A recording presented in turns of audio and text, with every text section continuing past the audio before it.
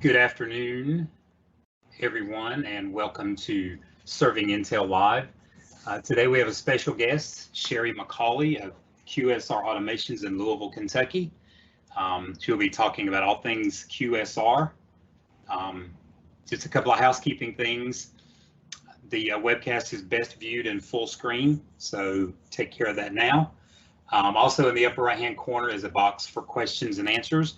If you have a question throughout the webcast, be sure to send that question, and we will make sure Shari and Brian will answer that question during the show. If we run out of time and you've got a question still on the table, we will get that to you as soon as possible. So without any further ado, I will turn the proceedings over to Brian D'Onofrio. Brian, take it away. Good afternoon, everyone, and welcome to another webcast for ServingIntel. Excuse me. As David said, today we're going to be talking about QSR Automations. We have Shari McCauley here with QSR Automations. She's their lead trainer, head trainer, and we also have Sava. I'm going to butcher your last name. He's one of our relationship managers, and he has a lot of experience installing and working with the QSR automation. So we kind of brought him in to kind of get a boots on the ground perspective as well. But yeah, in our past webinars, we've talked about technology in the hospitality industry, and we thought no better than to have QSR join us today. It's been ever evolving. Technology in the industry has been really integral in capturing more revenues, trimming overhead costs, especially those controllable costs like labor, food costs, all those controllable cost centers, and really ultimately bringing more money to the bottom line and maximizing those top line revenues. And as one of the leaders in the hospitality industry of automations, QSR has really consistently brought cutting edge technologies to the forefront. And I know that QSR Automations is always creating new and innovative solutions that fill the gap for restaurants. So from my experience, gaps are everywhere in the restaurant. But like anything else in the restaurant, they begin and end at the front door. So really starting to kind of look at our vision of automations in the restaurant industry at that front door at the host stand. So it wasn't so long ago, when I started, I used to run host stands by a little laminated card, and it would really be, hostesses running around and checking to see what tables are next and what happens. The bad communications, bad quote times, it can be really hectic and chaotic. So what does QSR have that they can help us with that? Because we've seen some automations, but I'd like to see QSR and see what they have to offer. Well, great. I'd be happy to share that with you. And I'm Shari McCauley with QSR Automations, and I've been in the restaurant industry for 25 plus years now. I'm dating myself a bit. But I've been with QSR for right at 5 years now, and the host stand solution piece has been around for most of the life of QSR Automation. So I came in and joined the team at about a time where the host stand solution was really taking off, and our tool is called DineTime. And the neat thing about that tool is that it has these integration possibilities. So it's not just about letting a guest walk in the door and being greeted with someone there in an iPad and getting an accurate quote, but it's also about, that person's up front, and then the host stand might be in the back and, further back, and the guest can walk back there to go, hey, where's my party on the wait list, instead of bombarding the person at the front door. So all of these iPads and the connectivity of the DineTime solution allow you to really kind of spread it around, so that way you don't have everybody bombarding the poor host stand. We have the ability to learn your table turn time so that we can help with your quoting.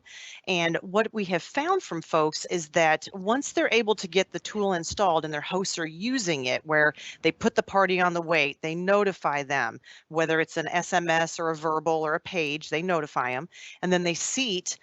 With integrations, we see the meal staging, and then we see the check paid, check printed, and the guest leaves. Now we've got that full picture of what that guest did in the restaurant. From there, we give them back better quotes for the next Friday night or Saturday night or Sunday.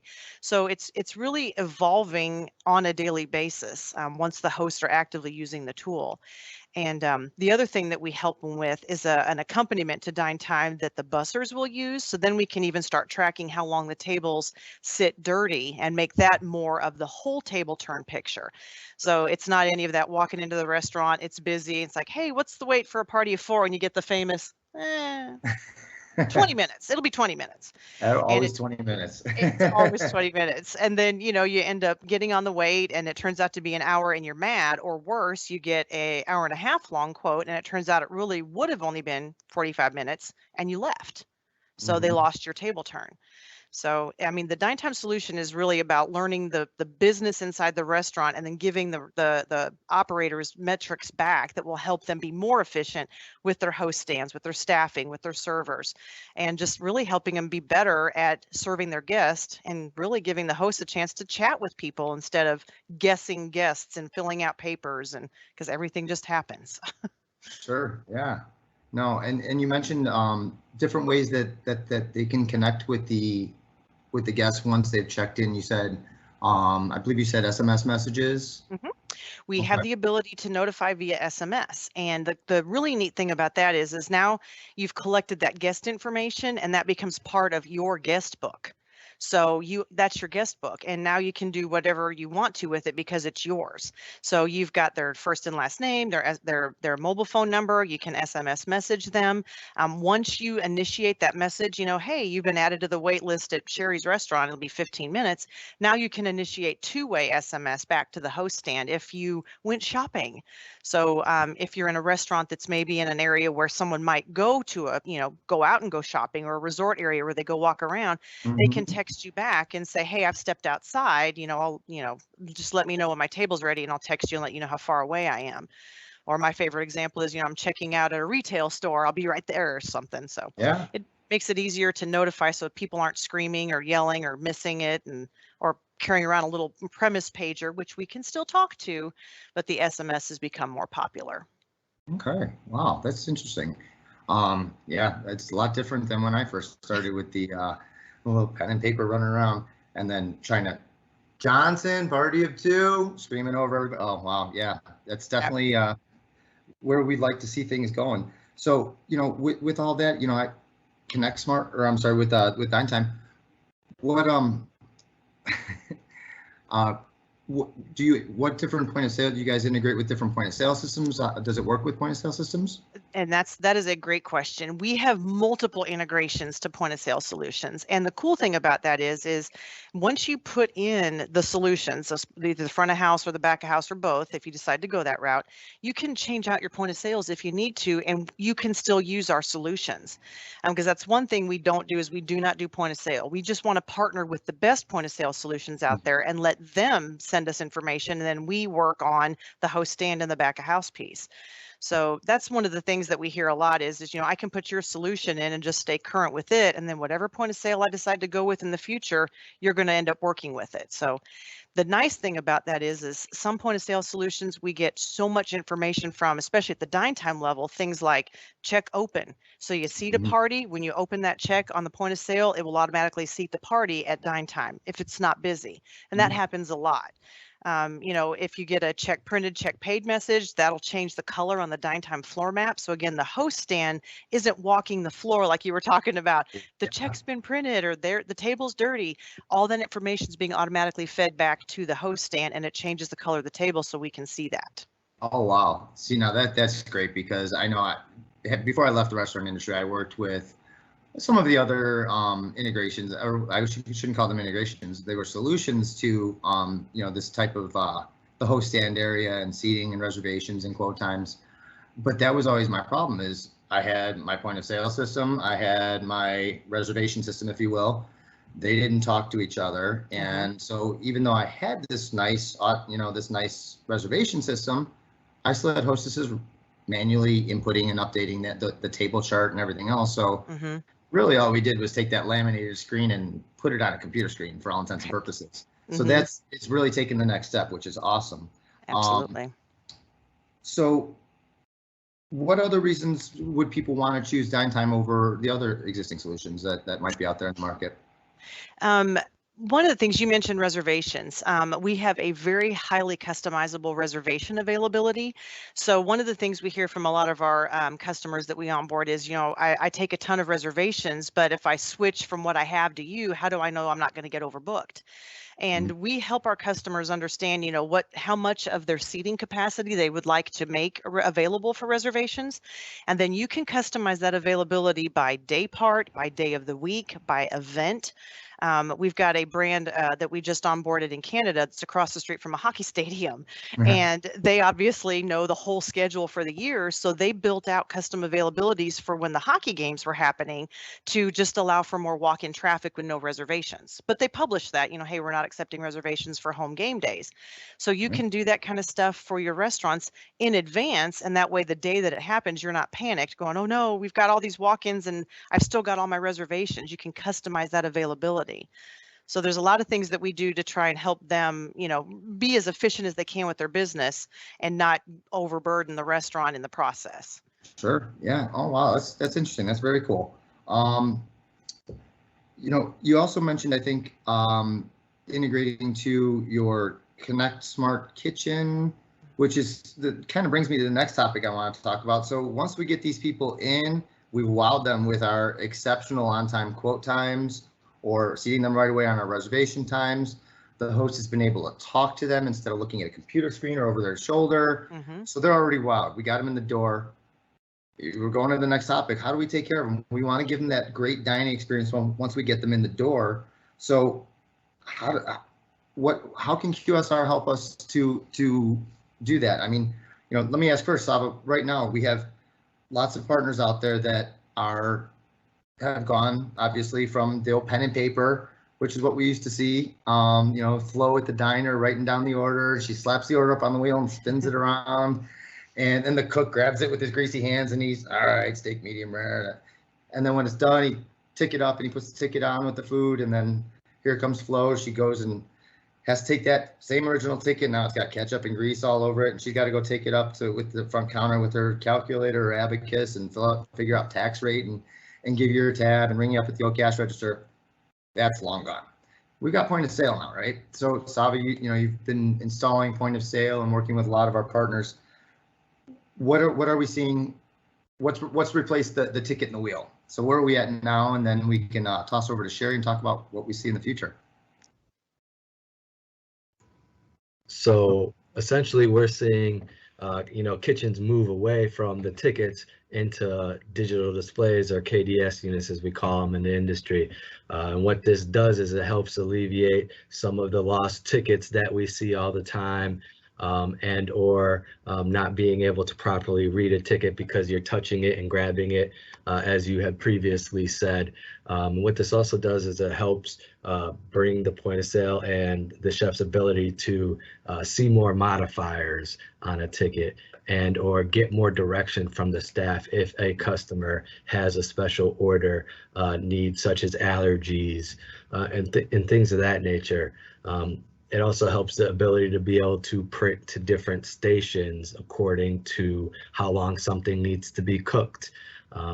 You have the ability to print to multiple stations as well. So for instance, a Caesar salad, most likely you're going to need to go to the grill as well as, the cold station there.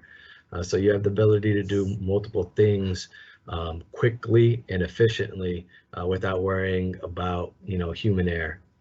Yeah. So we've seen, the point of sale system really kind of take that next step, get rid of the little wheel, we're replacing it with printers. It's quicker, it's more efficient. The server has multiple different points throughout the restaurant terminals that they can input orders. They don't have to go back and put the ticket on the wheel anymore. Eliminates a lot of the legwork. Standardize is how things are written. So one person's steak medium rare doesn't look like, what is that? Swiss medium what?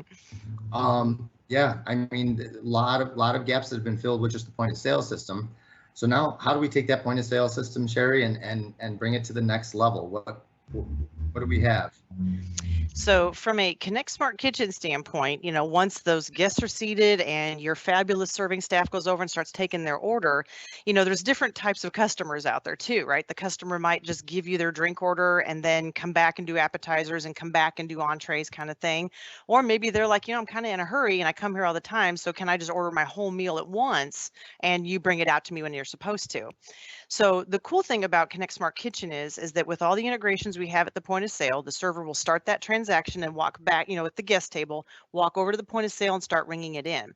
They can ring it in with just the one course at a time, a drink or an appetizer, or ring in the whole thing. Connect Smart Kitchen, based on the programming that's been done in the background, so this is done in advance, we will send those things through when they're supposed to go through. And Sava had mentioned even things about cook times. So if, for example, you've got a very elaborate bar menu and you've got, taps, drafts, and frozen mixed drinks. Well, if you've got a table that ordered a bunch of frozen mixed drinks and 2 drafts, well, the drafts are generally going to sit there getting warm and flat while they're making those frozen drinks. Mm-hmm. So what restaurants have started doing is putting cook times with their drinks. So that way they'll route those long cook time drinks first, get those in progress, and then they'll send the drafts through. So that way the drafts are cold and ready to go at the same time the frozen drinks are prepared and ready to go as well. And then behind that, you got your appetizers. Same thing. We know the cook times. We know how long you wanted to pause between courses to make sure that everybody gets a chance to eat and, no plates under the elbows kind of thing. And we send everything through when it's supposed to go through, so that way it gets to the expo window at the same time. Now, the nice thing about that is if you sit down at a table and now you're ordering your entrees and I order a piece of fish and you order a well-done steak, well, the cook time between those two is pretty dramatic. Mm-hmm. So the person with the fish is thinking their fish is going to sit there and get rubbery under the heat lamp while they're cooking the steak. That's not the case. With Connect Smart Kitchen and the coursing that's built into it, we will route the longest cook time item first, and then the cook takes an action on it in the kitchen, and that action actually changes the color of that menu item on the expo screen where the server's standing. So the prep stations have interaction to the expo live. And the nice thing about that is then if I don't have to wonder as a server, at what status is my order, I can look up there and go, I've got 3 things cooking. One of them hasn't even been touched yet. So as the cook times are sending through their items, now you've got everything, the 14-minute steak, a 6 or 8 minute piece of chicken, and then a 4-minute piece of fish. Everything comes together and gets to the expo at the same time. And then you track your window time to really determine, how long are things sitting under a heat lamp? Why did my food cost go up? Was my window time 15 minutes? So my salads are dying under a heat lamp, literally. So you can track all that stuff. The other nice thing is that the servers have the ability to interact back to the kitchen. So I always use the kids' meal examples. Family sits down, you order your drinks, the server comes back and delivers the drinks, you order your entrees, and then the kids lose their mind sometime between the drinks and the entree course. You flag the server down, she comes over, it's like, can you get my kids' meals right now? So the server can walk over to the expo, again, not in the back of house, and find her ticket, find those kids' meals and push them back to the kitchen immediately. And it changes their color, sends them to the top of the display, and then the cook can look up and say, oh my gosh, the server's telling me she needs these right now. So they can take action on them immediately. When they get delivered, you can have it change color again at the expo. So the server's like, oh, there it is. They can grab them. And the really nice thing is we have features that will let you mark those as being delivered, because restaurants today are also using runners in conjunction with servers. So you can tag those menu items to let anybody else know who's looking at that ticket that you've taken that food out to the table. And again, you didn't yell, you didn't have to walk to the back of house. It's a quiet communication because everything's just happening in the restaurants. Yeah. And it is nice because you mentioned all the, abbreviations for things, when so-and-so's off from work on a Friday night and then the next chef is working on a Friday that you're not used to, well, everything's in chaos. And as a customer, when you walk in, oh, they're working, it's not going to be great. But, if you walk in there and it's the same every single time, you're going to end up with more loyal customers. They'll come back more often because it is the same experience every time. Absolutely. Yeah. Consistency is definitely the key to winning over your guests. I mean, whether it's service, food, all of them have to be consistently good, to gain a regular following of guests and to really maximize what you have within your 4 walls. I mean, that's what we've talked about previously in our webinars is, when we talked about marketing was first thing you need to do is work on your business. Remove yourself from working in your business and work on your business. And I can see QSR, some of these automations, they definitely help us do that, because you're limiting the time, physical time, mental time, and other things that previously have had it exhaust so much of our resources and times. When you're speaking of restaurateurs, it's saving time, saving money. One thing I thought it was important to mention, I think this is definitely on me, when we're talking about the difference from, moving from printers to a KDS or a Connect Smart Kitchen system, we're talking about visual flat screen monitors. Yeah, I think a lot of people have seen these.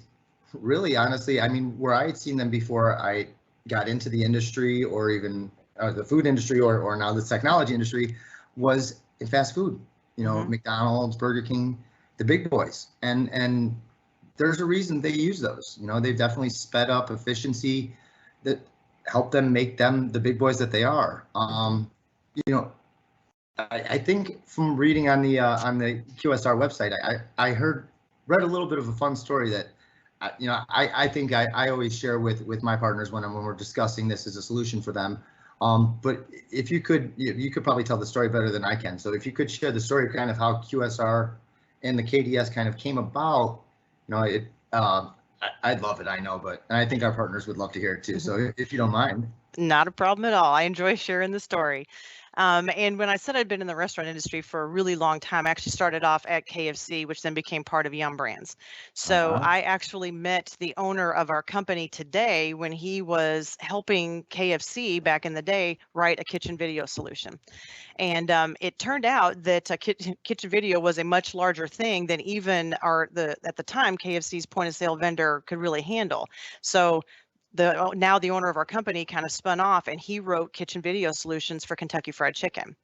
And it was kind of the first of its kind. So I mean, it was KFC, but we were doing something brand new by bringing in a kitchen video solution that as soon as we rang things in, it sent it back to the back of house. We could see everything that needed to come out front.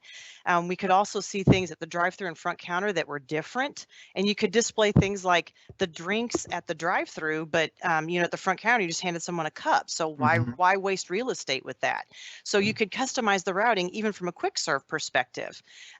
We also had the ability to park transactions, which was brand new for the day. So hey, you got 3 minutes on your fresh fries, you could park it, and then you didn't lose the ticket like you could if it was just a receipt. And when I first started in the restaurant industry, it was receipts. They were under a pinch board. So you lift up a pinch board and shoved it under there. But now it was on a screen right overhead, and it was amazing. And I remember, helping in the back of house when we were rolling these solutions out, and the restaurant teams were so for it. They were so excited about it because it wasn't paper everywhere, and it wasn't my abbreviations or that point of sale who's got the skip and the tape and you can't read it when it comes over. And it was everything just displayed the right way. You could see it change color. So if things were getting crazy busy and you looked up and everything was in red based on the settings we gave them, then you knew you better get more food cooking, and you had to be prepared because the rush isn't over. You're still in the middle of it. So it gave us communication without the screaming and yelling in the restaurant. It was just such a calming environment after we put in the kitchen video. So fast food's where it started, and then we've evolved more into the table service aspect and kind of grown through some of the partnerships we've made with the brands out there, the companies out there, and really brought our table service to the foreground. Yeah. Now, just for a frame of reference, around what time or around what year we're talking about KFC? Not to date yourself, but more to show how ahead of the times this was.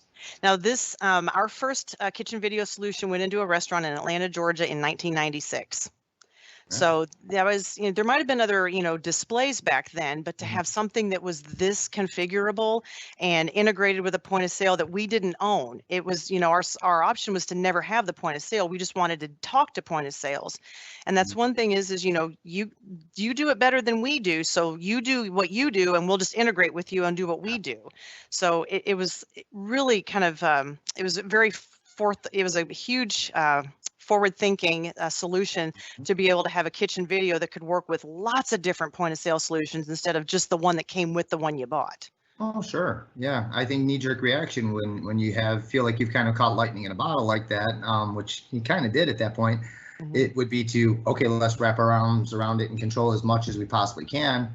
But yeah, no, having the different point of sale systems being able to integrate and being open to integrations has probably, it's what's helped you guys sustain for as long as you have. If you would have just taken yourselves out of the game, so to speak, if you would have tried to take everything under your own umbrella, because eventually programmers figure out how to reverse engineer things, and nobody can keep anything a secret, Right. So, yeah, no, I think that was a really great move, a business move that you guys made, and obviously it's been beneficial to us. So keep on partnering with you guys and helping provide solutions to our partners as well.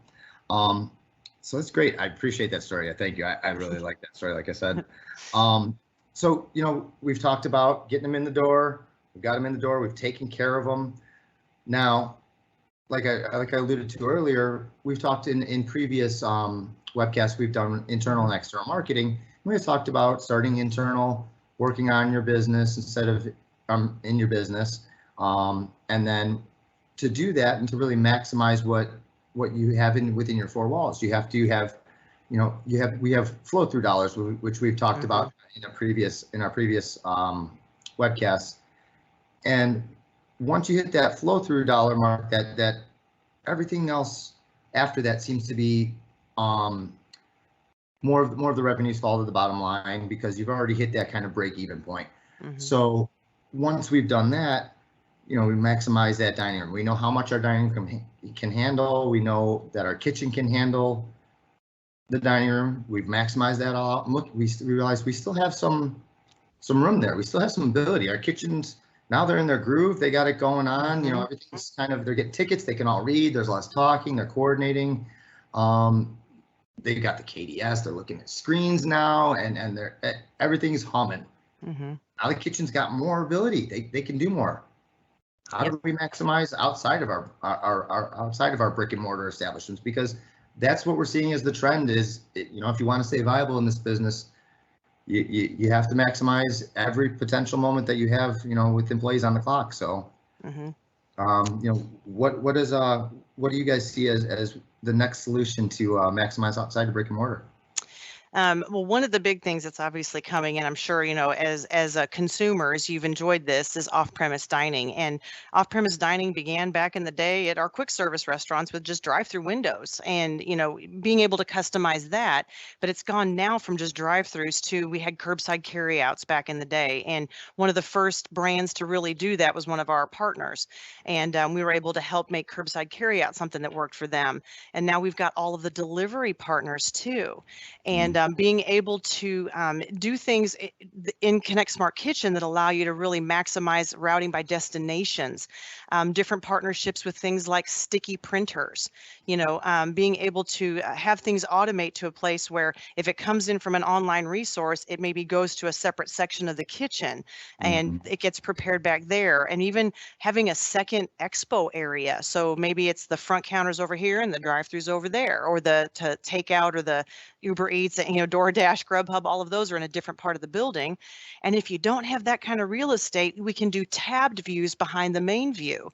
So it really allows you to, have kind of two separate businesses almost running under the same roof. You've got your dine-in consumers and your guests in there that your servers are taking care of. And then you've got your maybe delivery drivers or your carry-out customers coming in, and they're able to take their food without interfering with what's going on in the dining area. The other thing with the destination routing that we've really done is we've also applied some capacity management capabilities to that. And what that lets us do is we see things coming in, from a cloud or an app ordering kind of environment. We tag those with destinations, and then, the guests are going to need a quote back. It's like, how long is it going to take me to get my food? Well, once it hits the kitchen, then we can actually look at how busy the kitchen is right now. So if there's a big bottleneck at the grill, or the broiler's behind, or the sauté's way behind, we can send a quote back to the guest that's not inside your restaurant a little longer than the guest that's sitting in your dining area. So that way they're not slighted for the guest that's just on their way. And we can help manage all of that for you as well. So really, Connect Smart Kitchen with off-premise dining just allows you to really maximize the way that you flow your food through the kitchen, and you can apply coursing for your dine-in guests and take it off for your off-premise guests, obviously. You can even, rush things through. You can, obviously provide quoting back to folks. The sticky pause has been a huge piece for us, being able to item index, this is Bob's order 1 of 4, this is Sally's 2 of 4, and so on, so that when you bump it as prepared out of the kitchen, it'll automatically print up stickers that you can place across the boxes and make sure that when they get delivered out to the guests, you've got everything there that you're supposed to. Oh. Now, the other cool piece that we've added too ties in with the front of house traffic. Because if you're managing maybe carryouts, or maybe if they're still calling, you haven't got into the app or online ordering yet, they're calling. Maybe they're calling your host stand and they're ringing it in, or the bar and they're ringing it in. Well, at your host stand with DineTime, we have a takeout tab. So that's basically going to display whatever the kitchen is seeing with the customer's information on it. So if I'm walking into the front of house and I ask the host, hey, I'm, the Jones party here to pick up my carryout order, that poor host doesn't have to walk all the way to the back and come back up empty-handed doing the walk of shame. I'm sorry, your food's not ready.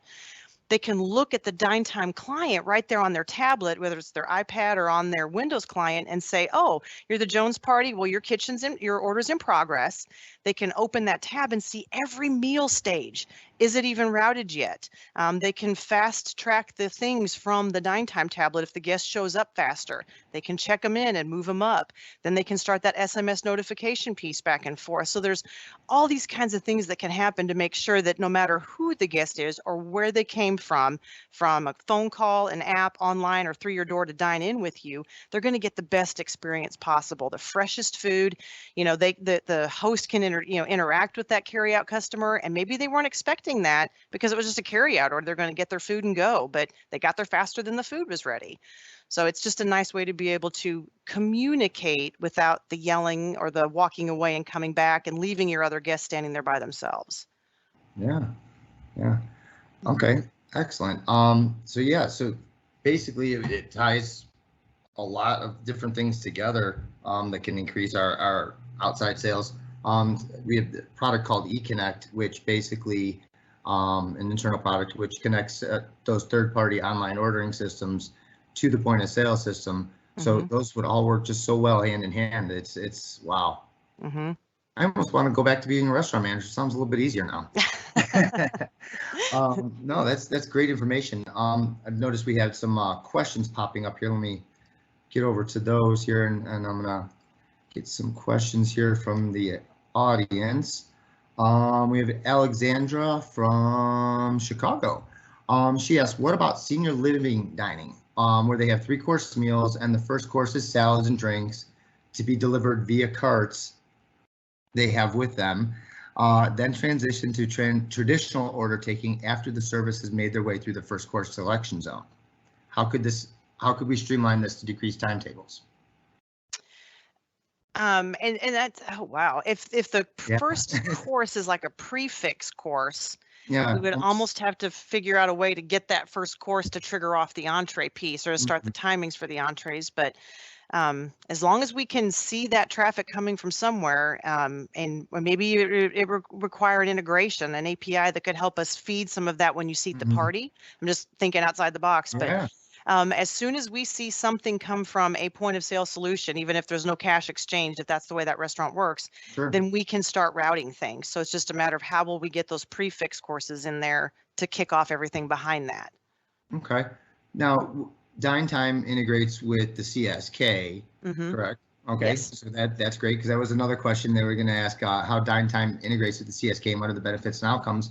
What I was thinking here is if you had the DineTime, once that table was set, you could easily set a timer. I mean, if you knew how long it took for the average to get sat and choose that first course, maybe 10 minutes, 12 minutes, what's your standard? Then yeah, you could easily just have the next course, which would be salads, or I'm sorry, transition to traditional order taking. Okay. Yeah, so those would all be able to connect with each other, so that would work out well. The next question we have is from Phil, and Phil is from Honolulu. Tell us about bin management and how this helps table service and quick service restaurants. Ooh, bin management. That's someone that knows the products. So Yeah, that's up here on me. So I'm anxious to hear this as well. I'm excited he asked. So bin management is probably one of my favorite things. It is the bins will actually over time learn your business and what you're selling, and it makes predictions about what it thinks you're going to sell during different times of the day. And it can fire off in a table service environment, a phantom ticket. In a quick service environment, we actually build a station that kind of holds all of that bin information on it. And it basically reminds you, hey, you need to be cooking X number chicken fingers or potato wedges or chicken breast patties, because it goes on everything during the lunch hour, and then midday it slows it down. Then it picks back up again for dinner. And we have brands that use these for like the chicken fingers and potato wedges kind of things, but we also have brands that use it for things that cook by like a pan full, so maybe 12 orders of something. And we've got it configured to where it's tracking. So you bake 12 orders in the morning, and then it tracks everything you sell. When you get down to 4, it'll fire off a phantom ticket back to the kitchen that the cooks just prepare. Sure. Once it's prepared, it adds that 12 orders back into your bin, and then it starts detracting again. Now going into lunch, it might tell you to bake 3 pans because it knows how long it takes to cook, what the hold time is, and how many you're going to sell and how many you want to keep in the bin if 4 orders is what you want to keep in the bin. So to make all those numbers happen, you need to cook 3 pans of this item. So bins are definitely a big win in the restaurant industry, because especially during peak times, people lose track of what they might need to have available. And kitchens today are getting so small. They're doing so much in such a small space that maybe your storage is over there. They've got to like maybe leave the kitchen to go to the walk-in cooler or walk-in freezer area. So if they can tell, hey, I need 4 pans of this menu item, they can go get 4 pans instead of just bringing up the 1 pan for things they can count on the screen at this time, because the system knows what you're going to need before you know you need it, so that you can keep up with it. It just really, it maximizes efficiencies, it eliminates waste, and it really makes the guest experience consistent too, because if I'm the tenured cook in the kitchen and I know I need 4 pans at lunch, but I'm transitioning on a Tuesday to a guy that's brand new, he might not know. So bins learn your business and help you maintain par levels. Wow, that's pretty cool. Yeah, let's see, we got a couple more questions look like coming in. We'll wait for those to kind of materialize there.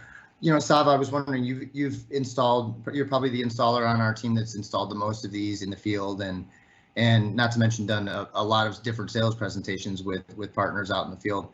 What are some of the aspects of the QSR, the KDS or what have you, that tend to make restaurateurs or operators kind of perk up their ears or seem to attract the most attention when you're discussing with people that are working in the field today? The things that I see that they like the most are going to be the customizable screens, as they were talking about, the ability to change colors. Depending on how long something is back there, they have the ability to, flash red. Hey, this is becoming too long in the queue. The next thing is going to be the item list summary screen. You have the ability to switch back and forth between that screen to see, hey, I need this many burgers. I have this many steaks in queue, this many French fries, as she was talking about. The next thing is going to be the sleek look that it has. Especially nowadays, you see a lot more open kitchens, so the customer can see people preparing the food. QSR does a good job of having the ability to have the bump bar actually inside the screen as a touch screen instead of having that big clunky thing out there in the open. So that helps with the sleekness. And then the reporting, how long the table turnaround is, how long it takes to plate and then get the food out to the customer and things of that nature. The customizability is probably the top thing that they enjoy. And we've had, based on some of the reporting we've gotten out of kitchen, we have had brands come back to us and say things like, I didn't realize that the size of the wing that we were cooking had gotten bigger in the field from the cook time that we had originally assigned to it, because they started noticing that all of their restaurants were cooking their wings 1 minute longer than originally thought. So they went and did some field testing and found out, lo and behold, the wings are bigger for whatever reason. So they systematically increased the cook time by a minute because the cooks knew something that the office didn't know when they originally made the cook times. So you can learn not just ways to improve your business, but also ways to improve the products themselves based on what's happening in the restaurant. So teachable moments for both, whether it's the cooks that aren't paying attention to something or it's someone else that just needs to be made aware of something. You can see it in the metrics. Yeah. We have a question here. This is Jim, and he's from Pittsburgh. He says, why is a quiet kitchen a more productive kitchen? And what does a quiet kitchen mean to a customer or resident? Quiet kitchens. If you've worked in the restaurant business, you know what a noisy kitchen sounds like. I mean, there's always a hum, there's always beeping, and there's stirring and clanging and pots and pans and things, but it's the yelling that you just don't have to do anymore. And if it's the server hollering back at the cook or the manager hollering back at the cook, or even if there was a mistake that was made, not being able to communicate unless you physically walk back there or you yell, it just makes it so much less stressful, especially for the cooks. I mean, they're back there in the heat and the hot and trying to get everything to come together at the same time. But just having it quiet is less stressful. So now maybe they're chatting, maybe they're talking about how to be more efficient with the plating of the food, as Saba mentioned, or, if you lay this out first, this is going to be better, instead of what'd you say, when you're yelling at them. So it's just less chaos. It feels more calm in the kitchens, and turnover in the kitchens is high enough. We don't need to stress them out and make it worse. Very true. Very true. Yeah. When I started off in the back of the house, I was actually in my culinary internship quite a few years ago. And the chefs that I worked for in fine dining almost demanded that their kitchens were silent, that they were the only voice that needed to be heard in the kitchen. They were the director. They were the conductor of the symphony, if you will, and it was okay for us to tune our instruments. In other words, speak quietly on the line. I actually had the opportunity to stage for Charlie Trotter for 3 weekends. Wow. And you could hear a pin drop in his kitchen. He was the only one that was allowed to speak. I actually saw, not him, but another chef in Chicago here, take a server and physically remove him from the kitchen out the back door into the alley because he was talking too loudly in the kitchen. So, I mean, professional chefs understand the importance of a quiet kitchen is an efficient kitchen, and a quiet kitchen is what people don't want to hear the yelling back and forth. It causes them to be concerned what's going on in that kitchen, where my food is coming from. So definitely put them at ease.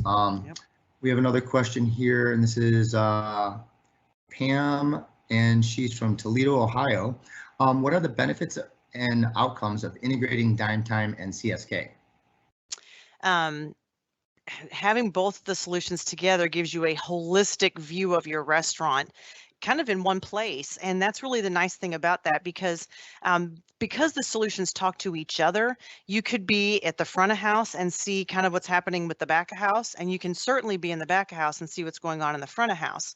And one of the things that I know we hear from folks now that everything talks together even more seamlessly than it used to is that we can do a custom screen behind a screen for your chefs to be able to do things like see an open menu count in the dining area, but they never had to step out of the kitchen to get that.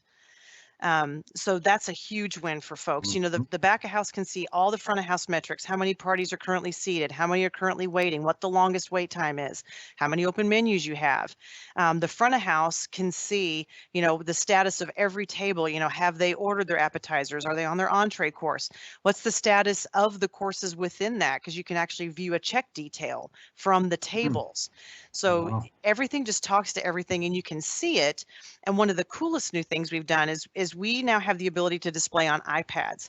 So we've got folks out there that have display clients for kitchen, and maybe that's just a custom dashboard metric. So they can see front of house and kitchen metrics on a screen, and then they've got the DineTime piece on that same iPad. So they could act as a stand at the door or walk outside and put people on the wait list person, and then with the flick of a tab, go and see how the kitchen's doing. They never had to step away from the guest to be able to do that. It can all be done right from the iPad because it's all talking to each other. Interesting. Very cool. Yeah, being mobile is gonna, yeah, it's the way for the future. You got to be able to do everything on the fly while you're walking and talking. Absolutely. Yeah. We have another question, and it says, does the POS route different items to different stations? And I mean, I know I can definitely say from the POS standpoint, it can definitely route to different printers. I'm assuming QSR is just kind of replacing printers. So, can you tell us how it kind of goes to different stations and how they handle that? It does more than just replace printers. It can complement your printers too. Okay. Because one of the things that we're seeing more and more, especially with off-premise dining, is that maybe they want something to print at an item view station so they can have that detail about what that item is, especially if it is, as Sava mentioned, an allergen, or there's something else with that they need to make sure is specially segregated. So we can route from the point of sales based on modifiers. So you could have one PLU for your chicken breasts, and the modifier could be broiled, grilled, or fried. And we can pick up that modifier and send it to the appropriate station based on that, and assign a different cook time to each one of those modifiers. So if they order it fried, it only takes 4 minutes, but if you order it broiled, it takes 5, and then grilled, maybe it takes 6 minutes.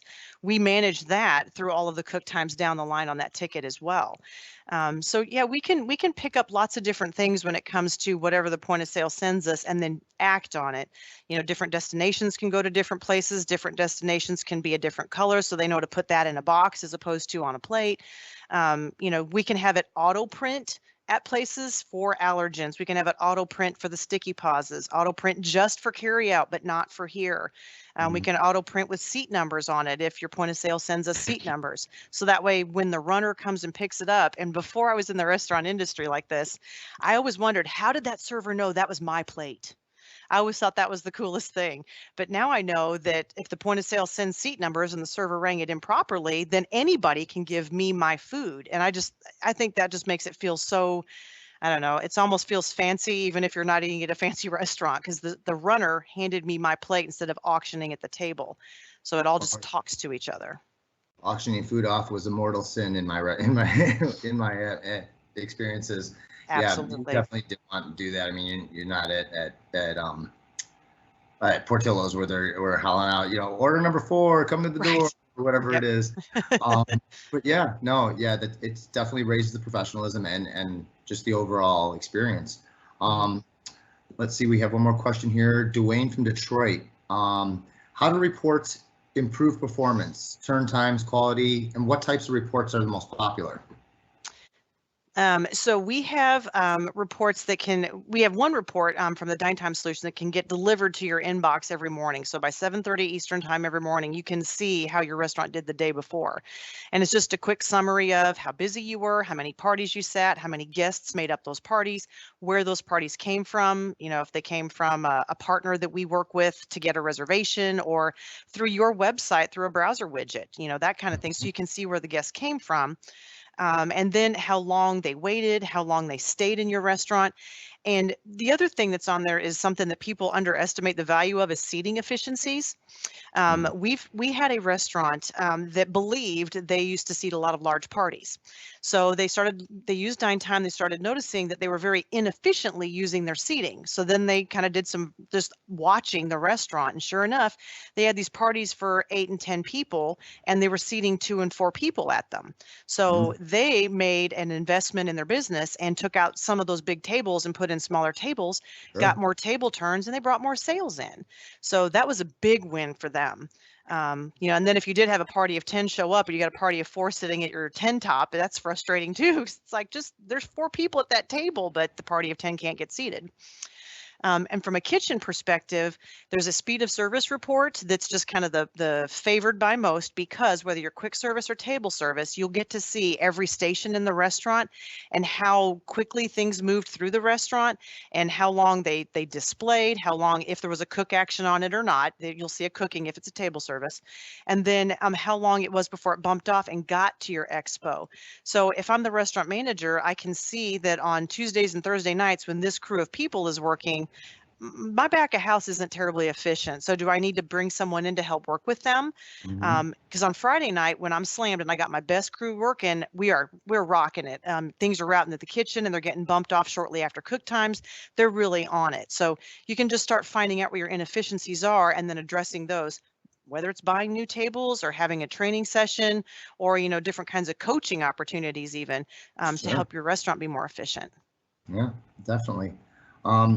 Sava, I want to bring you back in here a little bit, and you are one of our senior living experts. What's the most beneficial outcome of this in the senior living community of these integrations, of these solutions?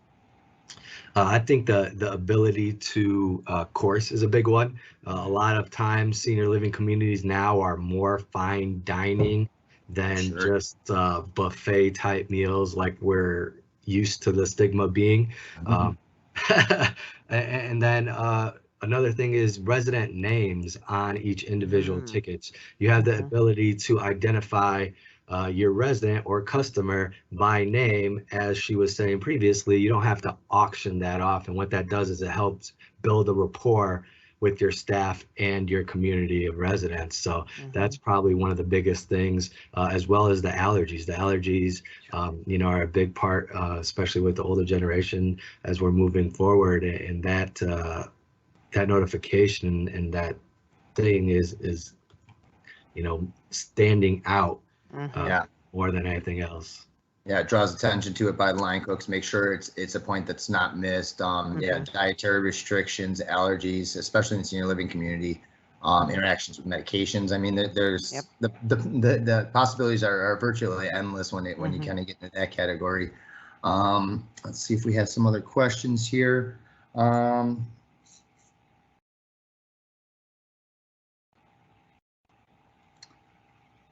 right.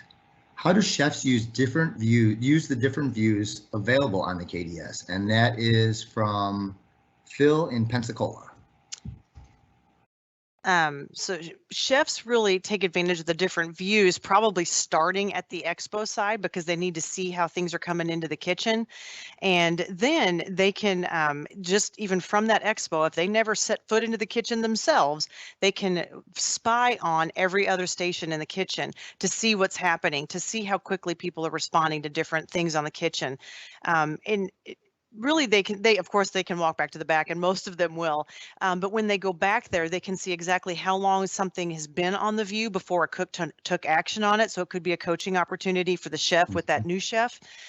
They can see a holistic picture of what's happening in the restaurant from any station. But we've built out many chefs' views in the kitchens, and these are kind of their own special view. They got what they requested, whether it was spy tabs for everything in the kitchen, so they could be in one location where they're maybe assembling the orders for the servers kind of thing and putting the final touches on the plates. But then they can take a peek at what's happening in the back, but not walk back there, and then still take a peek at what's happening up front, but not step away to do that. So it's kind of one view that shows them their whole kitchen in whatever way they want to see it. If they want to see the grill first, they can. If they want to see the very first tab being my front of house information, we can put that first. And especially, and Saba mentioned the touch screens, the navigation on those is just endless. So we can put the tabs up there in a way that fits their business, fits their height, whatever they need. If they need the tabs at the bottom to work, we can put the tabs at the bottom. So whatever works, whatever works best, so that way they can be more efficient in communicating with their kitchens. Okay. Now you mentioned touchscreen, and I know I've seen touchscreen. I've seen a traditional bump bar. Can you tell us a little bit about the difference and the benefits between the two? So, back in the day, touchscreens were a little rough. You had to like pound on them with your bare finger. You couldn't use the little styluses, and they get greasy and they break really easily. But now we've got new touchscreens that are so hardy and they last so well in the kitchens that it's becoming to where you can almost navigate like a laptop just about from these kitchen stations. It's their little computers. The value of that is obviously if you're using the very complex views, if you're using multiple tabs that you want to navigate through, if you would like to be able to fire things back from a view, you might need to be able to touch it instead of having to navigate over with a button and then scroll down with a button and then find it. So that makes it, it's easier on a touchscreen. But in some back of houses, picture your quick services, and we'll start with the KFCs of the world. Mhm. It is a very hot, very greasy environment. It's Yeah. humid, it gets cold and humid, and there's all those factors to it. And touchscreens are fabulous, but these bump bars are made for 30 million touches. I have seen these Wow. bump bars without faceplates on them anymore, and the buttons still work. So Wow. they're super hardy, and based on the real estate in the restaurant, it might be that you're mounting that screen pretty high up, but Mhm. I'm not that tall, so I can't reach it if it was a touch screen. But you could mount that bump bar flat on the counter. You could Mhm. mount that bump bar on an arm below the station so that they could interact with it without having to stretch and reach for it. So the bump bars are becoming, they're becoming less and less frequent in new installs, but in the Mhm. back of houses where it's like, you know what, no one can see my back of house. My real estate requires that I hang my monitors up super high. Sure. So let me put that bump bar down where they can reach it. And now we even have Bluetooth bump bars. So really? your monitor could be over there and your bump bar could be over here. Sure. Just so that way you can interact with it without having wires that you got to either roll up behind it or, risk having, down near a ground where it's going to get caught on something or something like that. Yeah. So Or across the top of the heat lamp where I had one person put wires and absolutely, yes. yeah, for sure. That's awesome. Yeah, very flexible where you can mount it and stuff like that. Those are great points. Yeah, I'm definitely one of the shorter chefs in the world. So I can definitely feel for that. But yeah, and I mean the trend is definitely to always maximize the seating in the restaurant and minimize the footprint of the kitchen. So a lot of times those time constraints or the spatial constraints are very real. Yep. We have one more question here. Can the POS solution ID separate guests and residents per check at the same table? So on the Connect Smart Kitchen solution, that's definitely something we can do. Mhm. We can separate out, each course or each menu item by that seat information or the guest name, whatever you're putting in that line, and display that at the expo. And then if you wanted to, you could print the little chit out that says, this is Sally's, this is Billy's, this is Bobby's, when they walk to the table. So as long as we can get the information from the point of sale, we can display it in a marker like a dividing line between each plate so we know exactly who belongs to what. Sure. Okay. And so that answers the QSR part of it. And as far as the POS, ServingIntel's point of sale system is one of the best to handle senior living. We've got some great partners in there, and we do. Each check can have multiple guests or residents on there, if you will, and they'd all be marked as those individuals, and everything is tracked towards those individuals, because a lot of the senior living, they're on a declining point structure or a meal budget. So yeah, so all that stuff is traceable and reportable on the end. So excellent. Let's see here, and I think we're pushing up against time here. So we have one more question real quick, because I know this is actually important. Cleaning the touch screens. It's dirty back there. Is there any special tips cleaning touch screens or anything like that? Microfiber cloths or alcohol swabs. Okay. That's been our best advice. Okay.